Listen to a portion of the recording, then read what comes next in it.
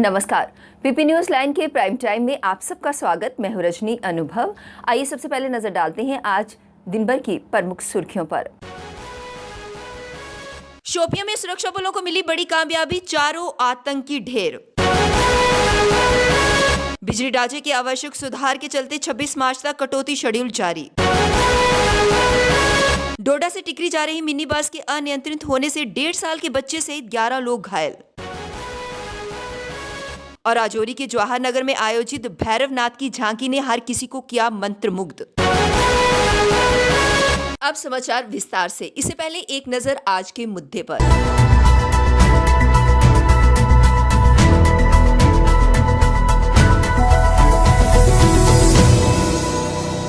मुद्दा यह है कि आखिर रोहिंग्या जम्मू में आकर किस तरह से बस गए। हालांकि इनकी चर्चा अंतर्राष्ट्रीय स्तर पर हो रही है। 40,000 से ज़्यादा हिंदुस्तान में ये आए और 10,000 से ज़्यादा जम्मू में आकर बसे। जम्मू में आकर बसना एक बड़ी सोच की बात है, जबकि जोग्राफिकली जम्मू का कोई भी बॉर्डर बर्मा के साथ नहीं लगता है। जम्मू में आने के बाद अधिकतर अपराधों में इनका नाम आता है। जितने भी अपराध यहाँ पे होते हैं, इनका कहीं ना कहीं रोहिंग्या का नाम जुड़ा होता है। और एक अरसे से ये मांग थी कि किसी न किसी तरीके से रोहिंग्यों को जम्मू से बाहर निकाले। कहते हैं देर आए पर दुरुस्त आए। अब सरकार ने यह फैसला ले लिया है कि रोहिंग्यों को जम्मू कश्मीर से बाहर निकाला जाएगा। हालांकि ये कश्मीर में नहीं है, जम्मू के उन डिस्ट्रिक्टों में बसे हुए हैं यहाँ हिंदू पॉपुलेशन ज़्यादा है। और उम्मीद करते हैं इनके ऊपर स्ट्रिक्ट एक्शन होगा और जम्मू को अपराध से मुक्ति मिलेगी।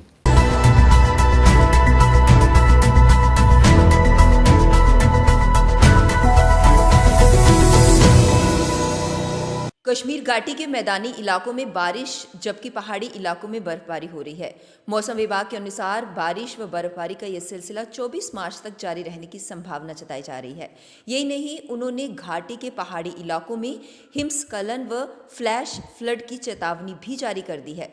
उन्होंने लोगों को यह स्पष्ट तौर पर हिदायत दी है कि वे इस अवधि के दौरान हो सके तो अपने घरों में ही रहें। इसके अलावा वे पेड़ों या फिर लोहे के खंभों के नीचे खड़े ना हो, ये उनके लिए खतरे का सबब साबित हो सकता है। देश में तेजी से बढ़ रहे कोरोना संक्रमण के मामले को देखते हुए राज्य प्रशासन ने एहतियातन कदम उठाने शुरू कर दिए हैं। रविवार देर रात मंडल आयुक्त राघव लंगर ने प्रदेश के मुख्य प्रवेश द्वार लखनपुर का औचक दौरा किया और कोविड-19 के हो रहे रैपिड जांच केंद्र का दौरा किया। इस दौरान उन्होंने विभिन्न राज्यों से आने वाले पर्यटकों की बिना रैपिड जांच के आने की अनुमति नहीं देने के निर्देश जारी किए हैं। इस मौके पर डीसी राहुल यादव समेत अन्य अधिकारी भी मौजूद थे। मंडल आयुक्त राघव लंगर ने प्रदेश द्वार पर कोविड-19 से निपटने के लिए किए गए प्रबंधों का जायजा भी लिया। इस दौरान मौके पर मौजूद अधिकारियों ने बताया कि बाहर से आने वाले ट्रकों, बसों, हल्के मोटर वाहनों, भारी मोटर वाहनों के लिए यात्रियों की जांच के लिए अलग अलग काउंटर बनाए गए हैं। दक्षिण कश्मीर के जिला शोपियां के इमाम साहिब इलाके के मनिहाल गांव में सुरक्षा बलों और आतंकियों के बीच आज सोमवार शुरू हुई मुठभेड़ में सुरक्षा बलों ने लश्कर तैयबा के 4 आतंकियों को मार गिराया है। मारे गए आतंकियों के शव बरामद कर लिए गए हैं। मारे गए 4 आतंकियों में से 3 की पहचान आमिर शरीफ उर्फ अबू कासिम, रईस अहमद भट्ट और आकिब अहमद मलिक के तौर पर हुई है। हालांकि आधिकारिक तौर पर इसकी पुष्टि नहीं की गई है। मुठभेड़ स्थल से भारी मात्रा में हथियार व गोला बारूद भी बरामद हुए हैं। इस दौरान कुछ मकानों को भी क्षति पहुंची है। इलाके में सर्च ऑपरेशन चलाने के बाद सुरक्षा बलों ने कोई और आतंकी मौजूद नहीं होने की पुष्टि होने पर अभियान को समाप्त करने की घोषणा कर दी गई है। मुठभेड़ में एक जवान घायल भी हुआ है, जिसे इलाज के लिए अस्पताल में भर्ती करवाया गया है। बिजली ढांचे में आवश्यक सुधार करने व पुरानी तारों को बदलने के साथ आवश्यक उपकरणों की मरम्मत के चलते जम्मू शहर व आसपास के इलाकों में इस सप्ताह भी बिजली कटौती का सिलसिला जारी रहेगा। जम्मू पावर डिस्ट्रीब्यूशन कॉरपोरेशन ने 26 मार्च तक का कटौती शेड्यूल जारी किया है। इस बीच रविवार को भी शहर व आसपास के कई इलाकों में दिन भर बिजली सप्लाई बंद रही।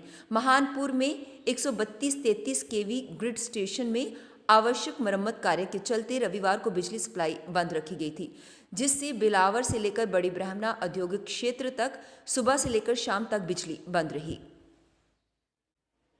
पिछले सप्ताह दक्षिण कश्मीर के शोपियां जिले के रावलपोरा में सुरक्षा बलों के साथ मुठभेड़ में मारे गए जैश कमांडर आतंकी विलायत हुसैन उर्फ सज्जाद अफगानी के पास से मिली चीन निर्मित स्टील की 36 गोलियों ने सुरक्षा बलों के कान खड़े कर दिए हैं।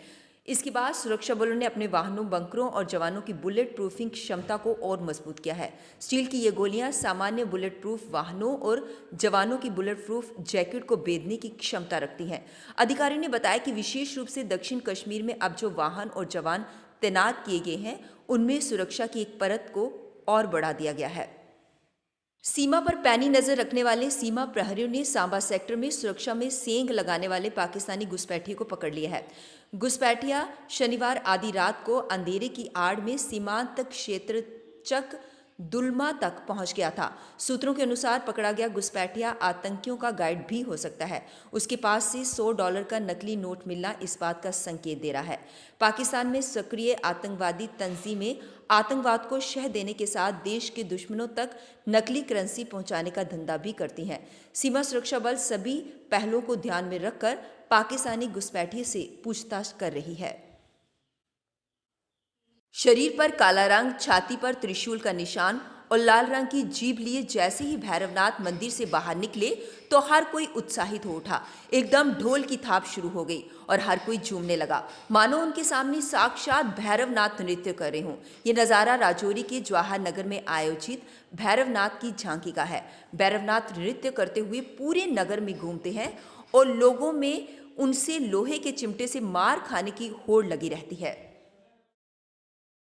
डोडा से टिकरी जा रही मिनी बस तेज रफ्तार के कारण उधमपुर के टिकरी इलाके में अनियंत्रित होकर डिवाइडर से टकराकर सड़क पर पलट गई। इसमें उस समय सवार 1.5 साल की बच्ची सहित 11 लोग घायल हो गए। हादसे के फौरन बाद पुलिस दल सहित मौके पर पहुंची टिकरी चौकी प्रभारी ने घायलों को टिकरी अस्पताल पहुंचाया। जानकारी के मुताबिक डोडा से जम्मू जा रही mini bus number JK 06A2692 रविवार को रात करीब 8 बजे टिकरी पुलिस चौकी क्षेत्र के सलोरा इलाके में अनियंत्रित होकर पलट गई। प्रत्यक्षदर्शियों के मुताबिक मिनी बस की रफ्तार काफी तेज थी। All India federation of master printers के आह्वान पर आज यानी कि 22 मार्च को समस्त भारत में प्रिंटर्स ब्लैक डे मनाया गया। एक तो कोरोना काल की मार से प्रिंटर्स दबे हुए थे, दूसरा गवर्नमेंट ने सरकारी कामकाज ना प्रिंट करने का आदेश जारी कर दिया, जिसमें गवर्नमेंट के कैलेंडर, डायरी आदि शामिल थे। स्कूल कॉलेजेस तो पहले से ही बंद थे। अब सरकार ने 80% कच्चा माल और कागजों के रेट भी बढ़ा दिए हैं, जिससे विश्व की दूसरी सबसे बड़ी इंडस्ट्री डूबने की कगार पर है। अब वक्त तो चला एक ब्रेक का, मिलते हैं ब्रेक के बाद। मजबूती की पहचान ACC cement, messrs Bishandas Jaswal and sons, authorised stockist, ACC cement, 45 transport Nagar, Jammu. Break के बाद बढ़ते हैं अगली बड़ी खबर की तरफ। पेट्रोल, डीजल और आवश्यक वस्तुओं के दाम में बढ़ोतरी के खिलाफ जम्मू कश्मीर प्रदेश कांग्रेस कमेटी द्वारा अपना विरोध प्रदर्शन को जारी रखते हुए आज प्रेस क्लब जम्मू के बाहर केंद्र के भाजपा सरकार के खिलाफ विरोध प्रदर्शन किया गया। जम्मू कश्मीर की प्रभारी रजनी पाटिल, रमन भल्ला सहित कई वरिष्ठ नेता व कार्यकर्ताओं ने प्रदर्शनी मैदान से अपना प्रदर्शन शुरू किया। इस अवसर पर रजनी पाटिल ने कहा कि पेट्रोल, डीजल के दाम तो बढ़ ही रहे हैं, साथ ही आवश्यक वस्तुओं के दाम भी लगातार बढ़ रहे हैं, पर कोई पूछने वाला नहीं है।